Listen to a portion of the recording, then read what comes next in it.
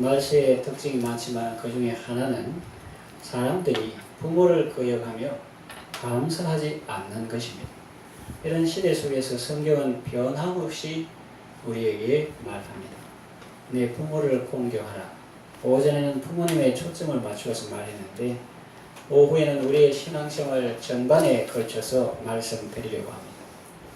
우리가 권위를 은총으로 받을 때 하나님께서 그 권위를 통해서 어떤 복을 주십니까? 첫째로 하나님은 권위를 통해서 우리를 보호해 주시고 책임져 주십니다. 마태복음 28장 18절에서 20절 보시면 여러분이 잘 아시는 그런 말씀이 나오는데 예수께서 나와 일러 가라사대 하늘과 땅의 모든 권세를 내게 주셨으니 그러므로 너희는 가서 모든 족속으로 제자를 삼아 아버지와 아들과 성령의 이름으로 세례를 주고 내가 너희에게 분부한 모든 것을 가르쳐 지키게 하라. 이걸 지상명령이라 합니다. 그냥 명령만 하고 이렇게 던져서 세상 속에 던져서 네가 알아서 해라 이렇게 하지 않고 지상명령과 함께 주신 것이 바로 임마누엘의 약속입니다. 볼지어다 내가 세상 끝날까지 너희와 항상 함께 있으리라 하시니라. 아멘. 그러니까 우리가 이 지상명령에 순종하는 삶을 살 때 임마누엘의 은총이 함께 하는 것입니다. 순서가 늘 그래요. 먼저 그 나라와 그 일을 구할 때 하나님께서 그 나라를 주시고 그 일을 주실 뿐만 아니라 삶에 필요한 모든 것을 주시고 우리가 사람을 살리고 세우는 이 일을 할 때 하늘과 땅의 모든 권세를 가지신 주님께서 우리가 세상 사는 모든 달 동안 함께 해 주시는 것입니다. 이거 거꾸로 하면 안 되고 이렇게 이거를 우리는 주님의 일을 하고 주님이 기뻐하시는 일을 하고 주님은 우리의 일을 하고 이것이 성도의 세상 사는 법칙입니다. 그래서 하나님은 권위를 통해서 부모님을 통해서 하나님을 통해서 우리를 보호해 주시고 우리를 책임져 주시는 것입니다. 우리가 예수님의 이름으로 살고 일하고만 할 때 그 예수님의 이름을 통해서 하나님께서 우리를 보호해 주시고 책임져 주시는 것입니다. 헌신과 섬김은 겸손이라는 품성이 전제되어야 가치가 있습니다. 권위를 존경하는 마음에서 우러나오는 헌신과 섬김이 중요합니다. 우리가 최고 권위 아래서 좌로나 우로나 치우치지 않으면 최고 권위자가 늘 함께 해 주십니다. 그러므로 우리는 두려워할 필요도 없고 염려할 필요도 없습니다. 그러므로 권위는 복입니다. 날마다 하나님의 인도하심과 보호하심을 누리는 복된 삶을 살아가시기를 바랍니다. 하나님께서 권위를 통해서 우리에게 어떤 복을 주십니까? 두 번째, 하나님은 권위를 통해서 우리에게 필요한 자원을 공급해 주십니다. 따라합시다. 필요한 자원을 공급해 주십니다. 잠언 27장 18절에 보니까 무화과 나무를 지키는 자는 그 열매를 먹고 주인을 시종하는 자는 영화를 얻으리라 그랬습니다. 주인을 변방에서 욕하고 비난하고 이러는 사람이 아니고 더우나 추우나 따라다니면서 주인을 시종하는 사람이 영화를 얻는다고 했습니다. 그래서 권위자를 존중하는 사람이 권위자를 통해서 은혜를 받는 것입니다. 그리고 필요한 것을 공급하는 것입니다. 구약에도 잠언 22장 4절에 겸손과 여호와를 경외함의 보응은 재물과 영광과 생명이라고 했습니다. 우리가 겸손하고 여호와를 경외할 때 하나님께서 뭘 주신다고요? 재물을 주십니다. 그런데 안 믿는 사람도 재물이 있던데요. 그러니까 이거 말이 필요한 거예요. 재물과 영광과 생명이다. 그러니까 재물만 주는 게 아니라 재물만 주면 안 믿는 사람도 부자 많을 때 이런 말이잖아요. 그 재물과 함께 영광을 주시는 것입니다. 영광스러운 부여가 되도록 은혜를 베풀어 주시는 겁니다. 성경에 보면은 여호와께서 복을 주실 때는 근심을 겸하여 주지 아니하시느니라 했어요.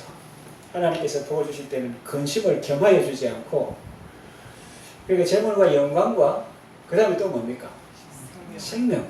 생명 주셔서 그걸 누리게 하는 거예요. 권위가 다시 말하면 부모님이 혹은 하나님이 기쁨으로 자원을 공급할 수 있도록 해야 하고 그렇게 하는 사람이 효자요 좋은 신자입니다.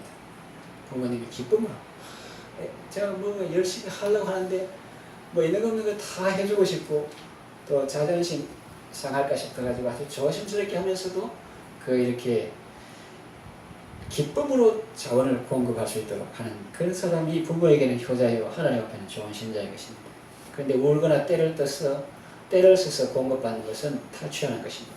탈취하는 것은 도둑질하는 것과 같습니다. 잠언 28장 24절에 부모의 물건을 도둑질하고 죄가 아니라 하는 자는 멸망케 하는 자의 동문이라. 사탄과 똑같다는 것이지요. 마태복음 7장 7절에서 12절 하나님이 기대하시는 민감성을 알 수가 있습니다.